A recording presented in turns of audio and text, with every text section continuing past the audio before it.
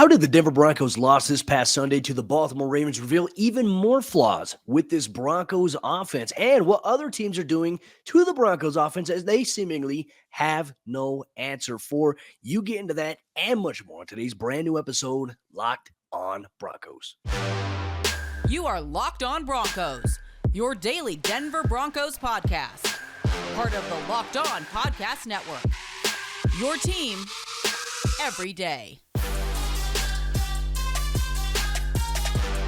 What's up, Broncos country? Welcome into a brand new episode, Locked on Broncos, your daily Denver Broncos podcast, part of the Locked on Podcast Network, your team every day. Thank you so much, Broncos country, for tuning in and making Locked on Broncos your first listen of the day, every single day, free and available everywhere you get your podcasts in audio format or whether you watch us on YouTube. Thank you so much for bearing with us through this up and down, disappointing Broncos season. We've covered every single day all year long. With that said, from the South Stands to the end zone, I'm your host, as always, Cody Roark, Broncos reporter from Mile High Sports, joined alongside, as always, by my co-host, Sayre Bedinger, site expert, PredominantlyOrange.com.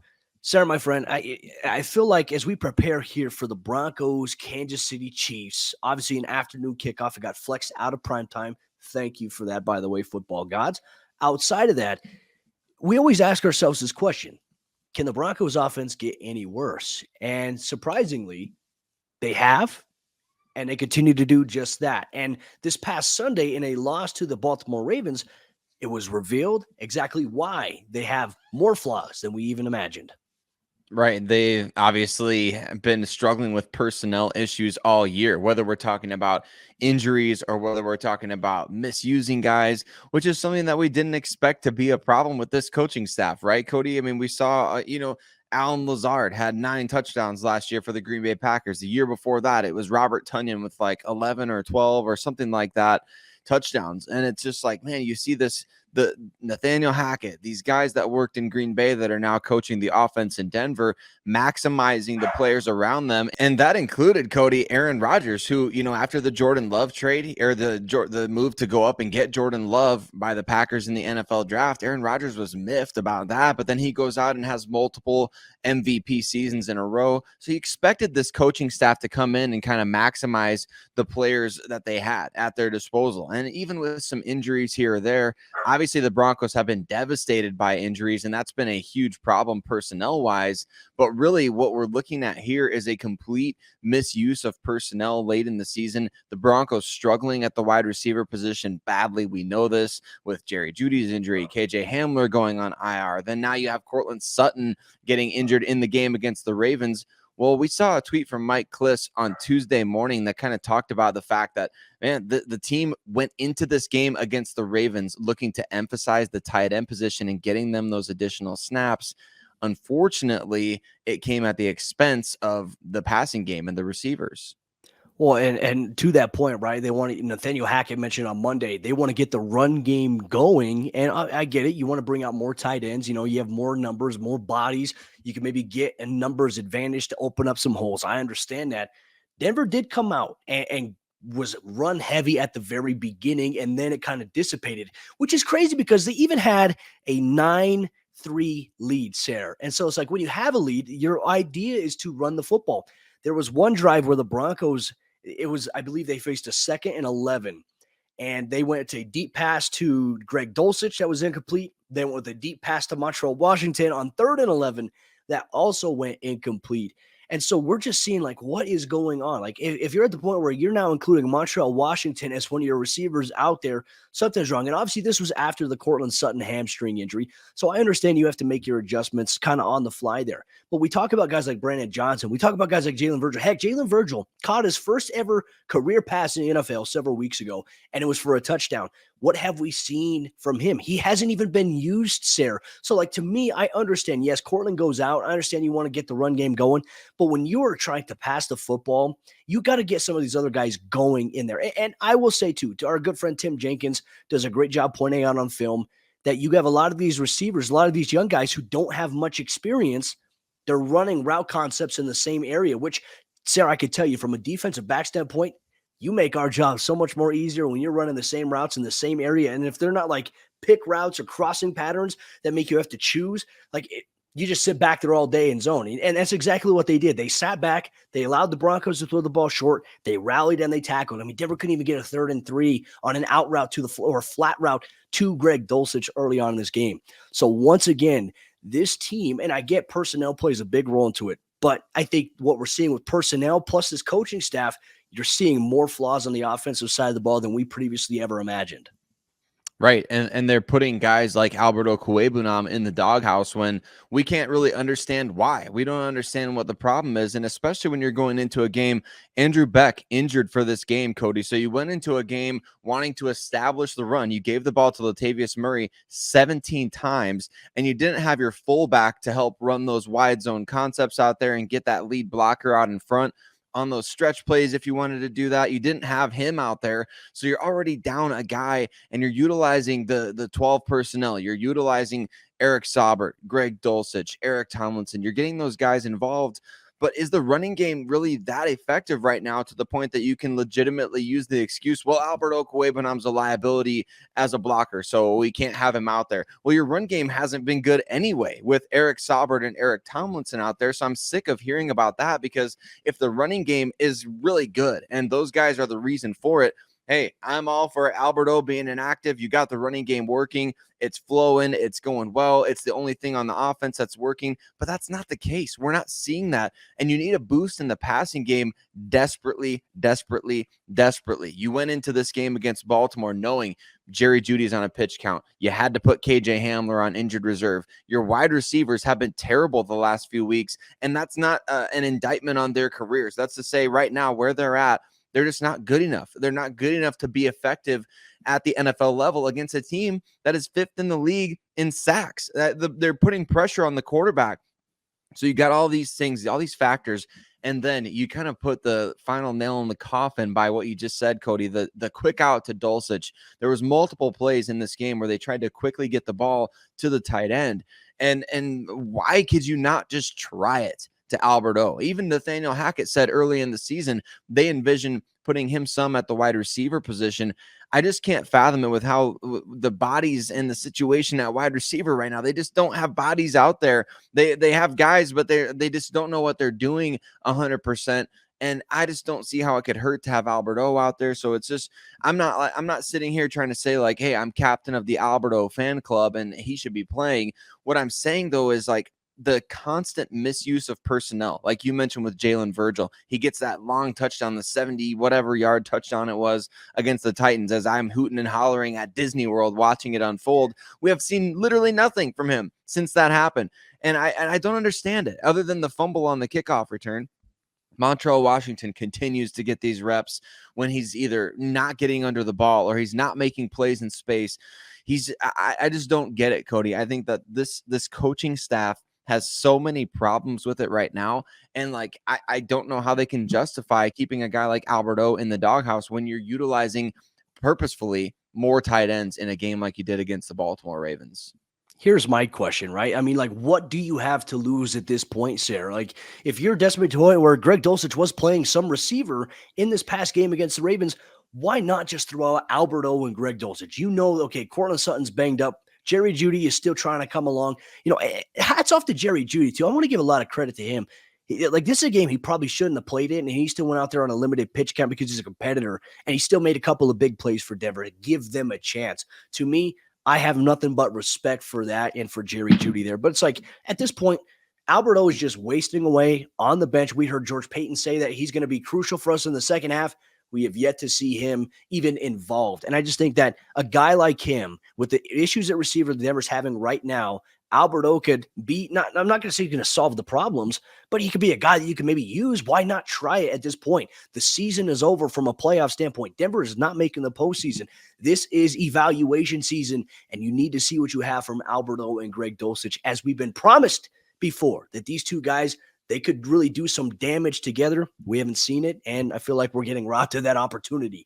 So with that said, we talk about the coaching staff and the struggles that they've had, but they're also having a lot of issues making adjustments in the second half, and that's something that Nathaniel Hackett revealed on Monday's press conference as well. We share our thoughts on that and much more. Today's episode Locked On Broncos. But this episode of the show is brought to you by Turo. Turo is the world's largest car sharing marketplace. And with Turo, you can book any car you want, wherever you want it, from a community of local hosts. You can browse a huge selection of vehicles for just about any occasion or budget across the US, UK, Canada, and Australia. Book a spacious SUV or minivan for a family road trip. Get a classic or luxury car for a special event, birthday, or holiday. Or you can find affordable economy cars if you're on a budget and you just need to get from A to B. Or you could test drive that new electric vehicle that you've had your eye on to see how it fits in your everyday life. Many Turo hosts can even deliver the car right to you. Every trip is backed by liability insurance. Terms, conditions, and exclusions apply. Forget boring rental cars and find your drive at Turo.com. Lost in the season of the Broncos' offensive struggles. It's been the same story every single week as it pertains to the offensive side of the ball for this Denver team. But even more so, other teams are adjusting to Denver's offense, but Denver can't make adjustments going forward. This is something that was kind of revealed by Broncos head coach Nathaniel Hackett in Monday's press conference. Thank you so much, Broncos country, for tuning in, making Locked On Broncos your first listen of the day every single day on your favorite audio podcasting platform or whether you watch on YouTube. We appreciate you so much. Sayre, we talk about really kind of the elephant in the room as it pertains to this offense, right? The inability to put up points, the inability to even get in the red zone. Denver didn't even make it to the red zone in this past game against the Baltimore Ravens, and they still lost despite the defense holding Baltimore to 10 total points. The offense just continues to struggle on third down, but it's to the point, Sayre, like as much as I love Nathaniel Hackett as a coach, I know what he stands for. I know what he means. Well, and talking to players love Nathaniel Hackett. We know that the frustration that Broncos country has is in him not winning games, right? And when you're not winning games, you're going to be the worst guy in the public mirror, and that is Nathaniel Hackett at this point in time. But to me, I always get tired of hearing we have to be better on third down, because when you're in third down situations, why aren't you being more efficient on first down? Why aren't you being more efficient on second down? It's not just a third down problem. It's a first down, second down, third down issue for this Broncos team. And to be honest with you, I mean, just every week you can almost imagine, okay, they're going to get one or they're going to get 3 total conversions on third down, while the rest is going to be like 2 of 12, 3 and 14, 1 and 12, 1 and 13 at that point. Like, that is so inefficient. And this is where this Broncos offense is at. It is mind-boggling to me how bad they truly are. It really is, Cody. I mean, they have been among the league's worst at this all season. I mean, from the first game of the year, we saw really bad on third down, really bad in the red zone, just situational football in general. The Broncos cannot execute. And I don't know that there's any one reason that you can point to. Obviously, Nathaniel Hackett, like you said, he's going to get the lion's share of the blame. He's the head coach of the team. He's the guy who designed the offense. He's the guy who came in talking about, you know, innovation. He's the guy who at the Nuggets game is like, we're going to score a lot of points, you know, so he deserves that lion's share of the blame, but the players got to go out there and execute as well. And they're simply not doing that. And it's just a comedy of errors on third down. And like you mentioned, it's really about figuring out how you can get into plus situations on first and second down, because when the Broncos do that, I mean, the offense seems to hum a little bit. I know we haven't seen it too often this season, but they do tend to get into some grooves, you know, at times at least, where you're like, okay, things are going well on third down. If you pick up 4 or 5 yards on the ground on first down, it seems like the Broncos, for the most part, can kind of keep things moving along, at least between the 20s. But really what we're seeing is such a big problem with this moving the ball on first and second down, or penalties on first or second down. You know, you have the big play deep downfield that's followed by, remember the Russell Wilson, you know, he got the delay of game penalty, or you have the big play deep downfield that's followed by a negative play to Montreal, Washington, because you ran 5 yards behind the line of scrimmage. I mean, there's just different things like this that's like, it's bad play calling, it's bad sequencing, it's bad design, it's bad, you know, it's kind of like somebody who doesn't know how to read the room, right? It's like, well, read the room, man. I mean, come on. Like, there's just certain basic things it feels like the Broncos can't do well, and that includes executing on first and second down. They're constantly behind the sticks, too many runs for no gain, too often getting bullied at the line of scrimmage. And Nathaniel Hackett mentioned it. You know, he's like, we want to stay out of third down if we can. Well, who wouldn't?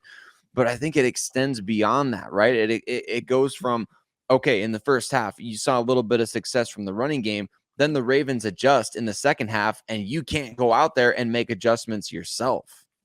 That, I think, is the most disappointing thing, when you look at other teams, and look, I'd say Denver defensively, they've made adjustments as well. They've been good at it. So why is it that the offense simply can't do anything different?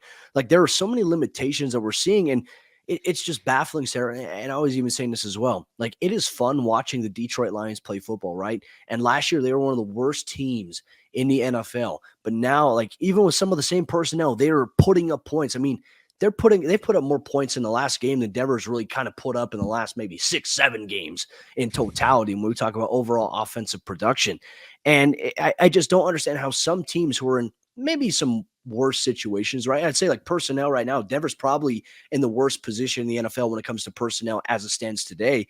But there are other teams who have bad personnel that are still executing at a high rate on offense. They're getting first downs. They're getting in the red zone. They're getting more points than Denver is scoring. And we all know Denver is on par to finish the season with the lowest amount of points scored since 2000, held by the Cleveland Browns. Denver's at 110 total points scored on the year. And the Cleveland Browns in 2000, they only scored 161. And Sayre, there 5 games left, and against the teams that Denver has to play, I'm sorry, they're not even coming close to scoring at least 50 points there. I'd be shocked if they scored more than 22, 23 points at this juncture with how things are going and at the rate that they're getting points. Their only points this season are coming off of Brandon McManus's leg, and that simply is not good enough. And you have to hope and pray that the defense can somehow get a takeaway for a touchdown in order to maybe have a little bit of security blanket or comfort or breathing room against another opposing team. But that is not the reality of this team. They are continuing to struggle, and unfortunately, it just doesn't seem like Denver has an answer this year. But I kind of find a little bit of solace as what you and I talked about on yesterday's episode, Locked On Broncos. We look at other teams that have been in really bad situations on offense, and all of a sudden those teams are now putting up points. Their offensive production is better. The New York Giants and Daniel Jones being one of them. The Miami Dolphins and Tua Tagovailoa being another option. I don't think it's going to get better this year for Denver, but depending on what they do this offseason, you have to have optimism. You have to have some belief that they will be better than they were this year next season. And right. How long is that going to take? Who knows? How are we going to approach training camp? Who knows what to be excited about, what to get into? We'll obviously approach that when it comes here in the Locked On Broncos podcast. Well, Broncos country, on today's episode of the show, one thing Sarah and I are going to do, there's some quarterback movement after Josh Johnson was poached away by the San Francisco 49ers.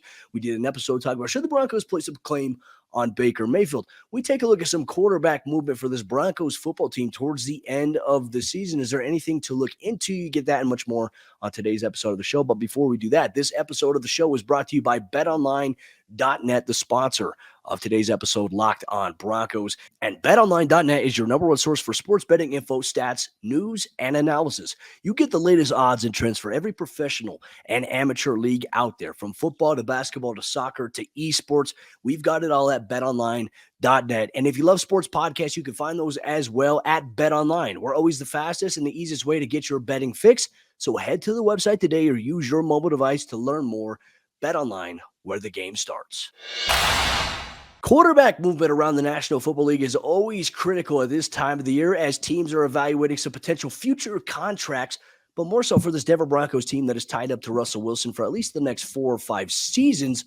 What might they do looking at the quarterback position long term? Thank you so much, Broncos country, taking a look at Locked On Broncos, making us your first listen of the day every single day on your favorite audio podcasting platform or whether you watch on YouTube. Sayre, we know that Josh Johnson was signed off the practice squad after Jimmy Garoppolo broke his foot in Sunday's game. They had Brock Purdy come in and all of a sudden light it up, Mr. Irrelevant, and it's like, oh, Denver can't even do what Brock Purdy's doing. That, to me, I think is always frustrating.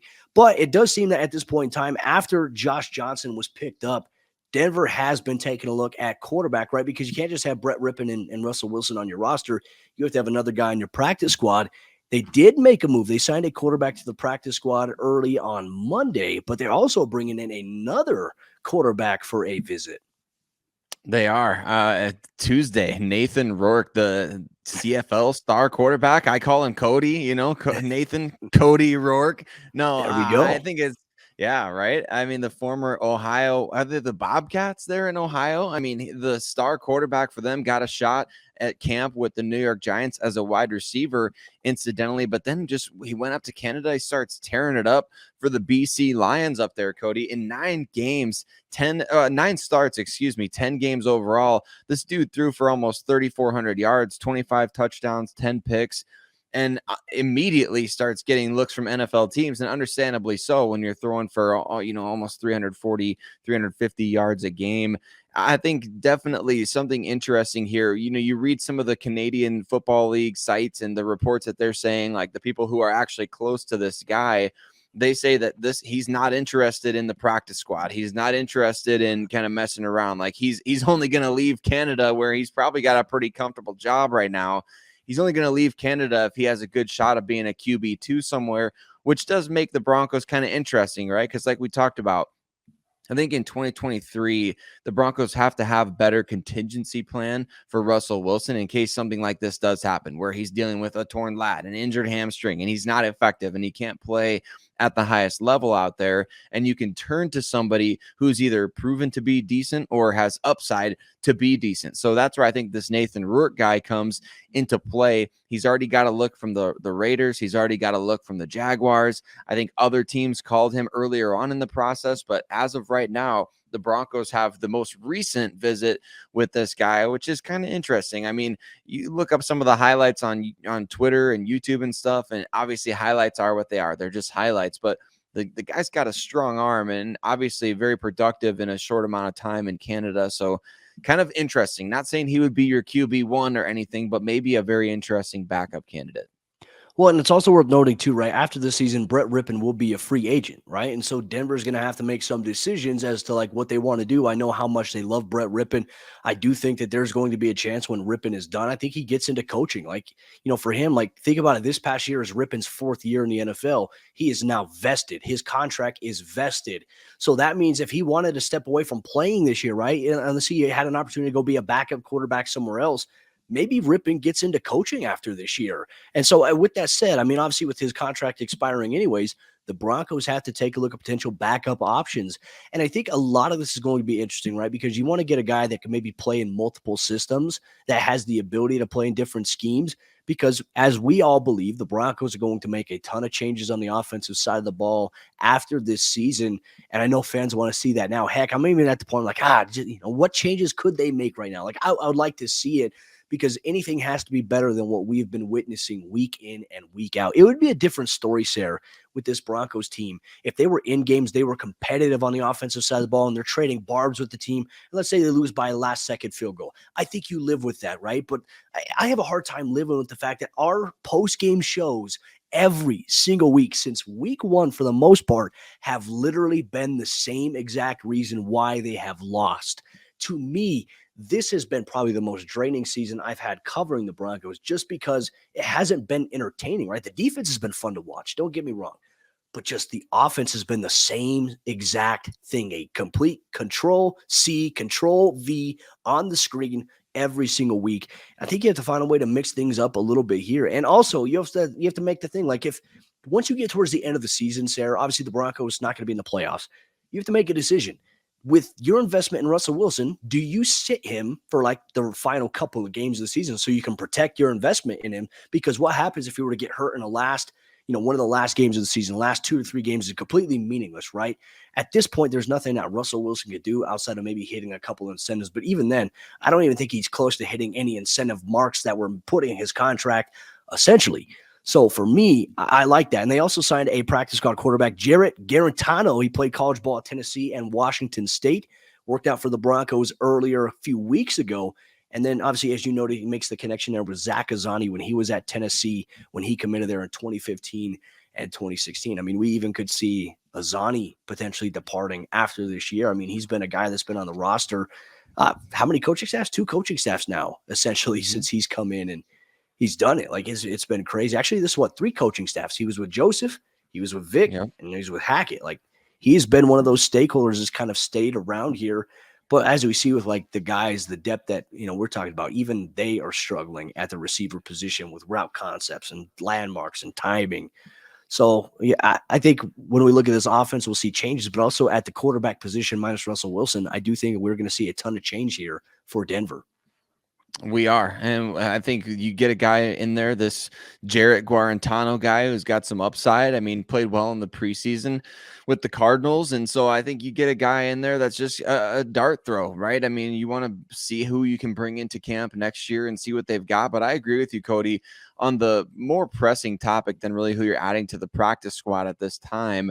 Really, the more pressing thing is, do you give Russell Wilson the last 4 games of the season? Because we know he's obviously going to be playing this week, as far as we know, right? So do you give him the last month of the season to kind of take off, get healthy, prevent any further injury? Because what is the worst thing that could happen? Well, a lot of people would already say that the worst case scenario is realized. You've tied yourself to Russell Wilson for the next, like you said, 3, 4, 5 years financially, and you're stuck with that decision. But what would be worse than that is being stuck financially and him being injured, and like tearing an ACL or going out there and doing something and getting really badly hurt to where he's not even able to play next year. I think that would be worst case scenario, right? So you got to make sure you protect your investment. I think that's partly why you and I talked about the potential of the Baker Mayfield thing and that kind of making some sense over the course of the remainder of the season. I mean, throw a dart and see what sticks, right? So I'm all for it, but as far as adding quarterbacks, I'm interested. I don't think it has any relevance to next year's starter, obviously, but at the same time, very interesting because we did see Brett Rippon start a game this year. You never know what's going to happen down the line.